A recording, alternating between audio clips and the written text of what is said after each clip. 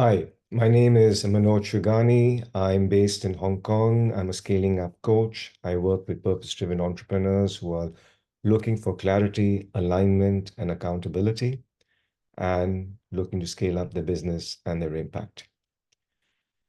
A little bit about scaling up. Scaling up is based on the methodology by Vern Harnish. It's based on the four key decisions: people, strategy, execution, and cash. In this webinar, I'm going to be focusing on the execution piece, primarily the meeting rhythms, and from that, the weekly meeting. So the meeting rhythms are very, very important. I get asked by clients all the time to lead their weekly meeting, and which is why I've actually decided to do this. So this can help them lead and do the weekly meetings themselves. So the purpose behind the meeting rhythms, if you do the meeting rhythms well, the idea is it speeds up decision making. What also happens if you run your meeting rhythms well, there's a discipline and routine around it and consistency. The issues, the problems, the roadblocks are going to surface. All the stucks tend to come up to the surface. And when it comes up to the surface, it's much easier for the team to collaborate and work effectively in resolving these. It brings the team together and also makes them more collaborative and productive. So let's have a look at the weekly meeting. Just to give you a context out here, as scaling up coaches, when we start working with clients, when we work with clients in every quarterly planning or the annual planning session, we're always inviting clients to identify the one main thing. The main thing, the critical number, the 20% that's going to give you 80% of the result. And that's the context for everything that you do in the daily huddles, in the weekly meetings, whatever you're doing as your priorities, it sets the context for everything.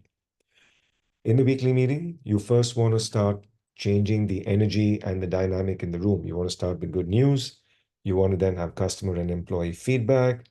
You then spend 10 minutes on to review the previous week's who, what, whens. You want to review your dashboard, your KPIs, your priorities, and your rocks. Then you spend 30 to 60 minutes on collective intelligence. Then you wrap up with by updating your who, what, whens. You inform your stakeholders, one phrase close, give yourself a rating out of 10, and next time have somebody else lead the meeting. So this way you are leading by example. You're also giving the team an opportunity to grow and learn so they can embody this. And this is how the scaling up methodology starts cascading out beyond the leadership team to the next level and beyond. So this is the agenda. How it all comes together is on the sheet. I got the sheet from a peer coach in Australia, Jonathan Mond. What I love about this is he's put this on an Excel sheet. I love the simplicity of this because almost anybody and everybody knows how to use Excel or Google Sheets. So you can use something as simple as this. You don't need to make it more complicated. So what does this look like when it's complete? This is an example of a populated sheet. This is real data I've taken from client examples. I've changed the names and the numbers to keep anonymity. So let's have a look at the first box. This is where you spend the first 5 minutes. So in this box, you want to have somebody keep the time. So you keep time. And the intention with this is to keep the energy in the room going. You want them to share a piece of personal good news or a piece of business good news. When we start working with teams and we invite them to share good news, those who are not used to this practice, what comes naturally for them is to share business good news. While that's useful, we also invite them to start sharing personal good news. It seems a bit clunky in the beginning, but this is a way we actually get to know the person behind the name, behind the title, get to know the humanness of the person. So it helps build cohesion, helps people get to know each other, more trust in the room, the energy is different. And not only that, it sets a tone for the rest of the meeting. The next piece is employee and customer data. This again is a very, very important piece. because the number one job of a business is to make it easy for the customer. The number one job of management is to make it easy for the employees. So the weekly meeting becomes a platform or a forum for you to actually get this information. So this is where you want to be spending 10 minutes. Now let's have a look at where do you get this data from. Let's start with the employees. For the employees, you want to make sure that you're listening for stories, for wins. And in this, you want to acknowledge values, the company values. How did they live the values? For example, in this sheet, you can see GE took full ownership in how the tender was handled. In this case, ownership is a value for the business. Then SM has negotiated an excellent agreement that is a win-win. This is again celebrating win-win, which is a value for the business. The other conversation, if you follow the Rockefeller habits, one of them is like every manager is in a conversation with a direct reportee with at least once a week, asking them what should we start, stop, and keep doing. This is important because some of the best suggestions, best pieces of advice comes from people we least expect. But by doing this, you're giving your team through this process an opportunity to be seen, to be heard, to be celebrated. So that's the intention with this. And anything of significance is then cascaded up. That's how it comes up to the leadership team meetings. This is how communication can also build through the organization. So that's about employee feedback. Now, how do you get customer feedback? So we have a process called the 4Q questions, which is based on something we've taken from Bain and Co., which is very simple. When you reach out to one customer a week and you ask them, how are you doing? It's not about you first, it's about them. You want to get into their world, into their shoes. You want to empathize with them. Then you want to be interested in what's happening in their industry, in their neighborhood. And then you want to know from them, what did you hear about our competitors? Your competitors are reaching out to them. They know more about your competition than you do or will ever know. This is the best way for you to actually find out.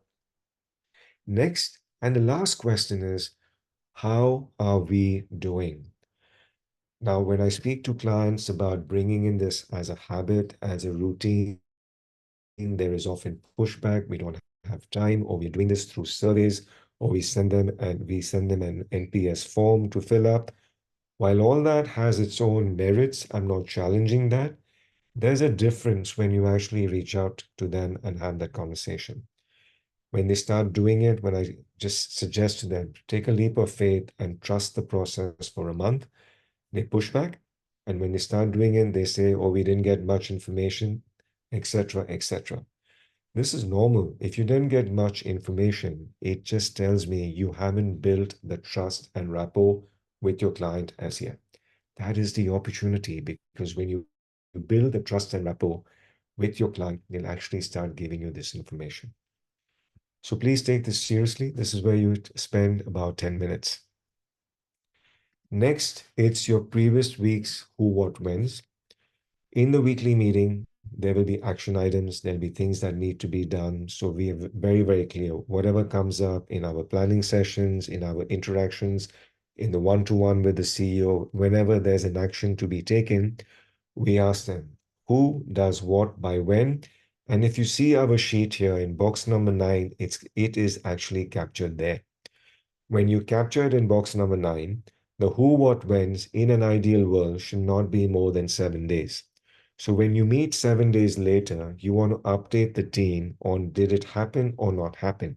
So this is where in box number 3, you are reporting on the previous week's who, what, when, and all you report is did it happen or not happen. And you do this using traffic lights.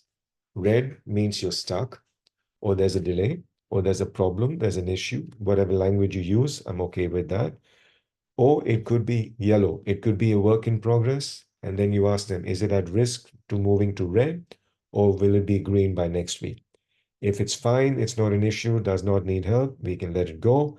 Green means it's been done, and sometimes you may have a super green, where not only was it done, it was exceeded. This is the box where you report. Number 4 is the KPIs, which come in from your OPSP, your one-page strategic plan, your KPIs. And this is the most important piece of the meeting because this is where you've got your targets, your sales. As you can see, the target for the quarter is $13 million. Based on that, the weekly target, based on 13 weeks in a quarter, it's $1 million. And for the month, it is 4.33. So this meeting was held at the end of the month. So the month to date target should have been 4.3, but they are red. They're only at 2.9. So this is where you ask them, is this an issue? Is this something that we need to discuss in the meeting? Whatever are the stocks, you want to make sure you are capturing them in box number 6. You do not get into problem solving right now. You just say, stuck. Is this an issue we need to discuss? Yes or no. And that's how this thing goes quite fast. That's why when you discuss box numbers 3, 4, 5, you should be done in 10 minutes. Box number 5 here is reporting on your quarterly rocks or your quarterly priorities. This again, similar to box number 4. When we work with clients in identifying the 3 to 5 priorities they have for the quarter, we then invite them to unpack it, to really define the milestones that need to be delivered every 7 or 10 days, depending on the reporting cycle. So what happens is although it's a project, it's a priority, it could be multiple tasks, it may not be done in the week, but there are clear deliverables that need or milestones that must be hit at the end of each week. So when the owner of the priority shows up in the weekly meeting, all they do is they report, was it done or not done? Once again, no stories, no problem solving at this stage. If it's not done, is this an issue? Yes or no?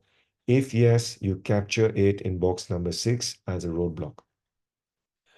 If this is done well and people populate this, your team populates this before the meeting, this part, box number 3, 4, and 5 can move very fast and you can be done in 10 minutes. And as the issues, the stocks come up, you are capturing this in box number 6. This is the main part of the meeting. You list out all the roadblocks that have come up, all the stocks, all the constraints, all the problems, all the issues. You list these out in the roadblocks, and then you want to prioritize them as to which one is the most important. If you and your team just have the opportunity to solve that number one, that one thing, the 20% that will give you 80% of the results, which one would that be? And that's the one you go about solving during the meeting.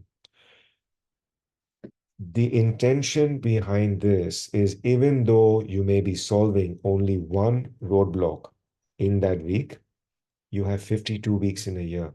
Just imagine if you deal with 52 big issues in a year, your business will look completely different in 3 months, 6 months, and a year. That's the intention with this. So once you solve number one, you may then want to go to number 2. You may then want to go to number 3. For the others, maybe you don't need the time and the attention of the entire leadership team. In that case, you can just say, okay, I just need to have a conversation with the CFO. And then you create a who, what, when, which is captured in box number 9. There may be issues or roadblocks that come up in this which require a longer discussion. We need to rethink our strategy. You can't do that in 30 to 60 minutes. It could be a 3-hour workshop. It could be a 1-day workshop. For issues and roadblocks like that, you want to put that in the car park or the parking lot, which I will come to later. As I mentioned in the meeting, what's going to happen is there will be some action items that will come up. You want to be very specific. What is the action item? Who owns it? There's only one owner for that action item. It may be we need to have a conversation VP of sales needs to have a conversation with the CFO and HR about this hire. Who owns it? VP of sales. So it could be two, three people are involved in this conversation, but there's one owner. VP of sales owns it and will do it by when. In an ideal world, you want your who, what, whens to be no more than 7 days. Why no more than 7 days? Because when you meet the following week, you want to report on that, as we've said here in box number 3. It's the previous week's actions. Did it happen or not happen? So box number 9 is to capture the who, what, whens related to your main KPIs and your priorities that the business is working on. In this conversation, you may also have other tasks that come up. Oh, please send the offer letter out to the new CTO, which may not be related to the KPIs or the quarterly rocks. You may then want to capture that in box number 7. You've also got box number 8. Box number 8 is just informing people about who's on leave, who is on a trip, what trainings do we have. For example, the CEO will ask the VP of sales, when are we doing the sales training? Or we have the sales trainers coming in on the 15th of May. Let that be there. So no need to ask the question again. It is out there. Or the CFO needs to travel to Hong Kong to open the offshore bank account. So he won't be available for these 3 days. Put that out there, so in case we need him physically for anything, he will not be available on those dates. So people know. This just creates more visibility. This is optional. Boxes number 7 and 8 are optional. Use it if you find any value. If not, feel free to discard them. Next, it's the kappa. As I mentioned, when you have issues in your roadblocks, that may be longer conversations that need to be moved to the monthly meeting or the quarterly meeting, or maybe you may want to move it to the following quarter. This becomes a placeholder where there is an acknowledgement that this is an important issue, but maybe the weekly meeting is not the time and place to address it. So this, in summary, is how you run your weekly meeting. The good thing about keeping this in Excel is you can have different sheets and you can have them by the week number or by the date. That's up to you. And as leader, I would invite you to really look at the stocks that are coming up, the patterns that are showing up. Because once you do this and you get into the rhythm of doing this, look for the connection between the roadblocks and the stocks. In the beginning, you may get overwhelmed with the number of stocks, but if you really get the hang of it and you look at it not at the symptom level, but at the root cause level, at the symptom level, it may be many, many issues that you have in the business. But my assertion is at the symptom level, it'll be 5, 10, 15 items that you need to deal with. And once you do it, you'll see a lot of things will start getting sorted out. There'll be more accountability in the team. And our brand promise to our clients is clarity, alignment, and accountability. This is a wonderful tool that ticks all 3 boxes. So this is how it looks when it's put together. And just to wrap up again, for those of you who just want to go by this agenda, if you feel you want to use another format beside and not the Excel sheet, I'm okay with that too. Once again, the context, keep the main thing the main thing. 5 minutes to share good news. We're looking at stories from values and purpose, from the promise and theme, and also the start, stop, keep. That comes in this and can also come in the employee feedback. It can come in both. It doesn't matter. Then it's about reviewing the previous week's who, what, whens, review the dashboard, review your priorities and rocks, 10 minutes on customer and employee feedback, 30 to 60 minutes on collective intelligence, the main piece of the meeting.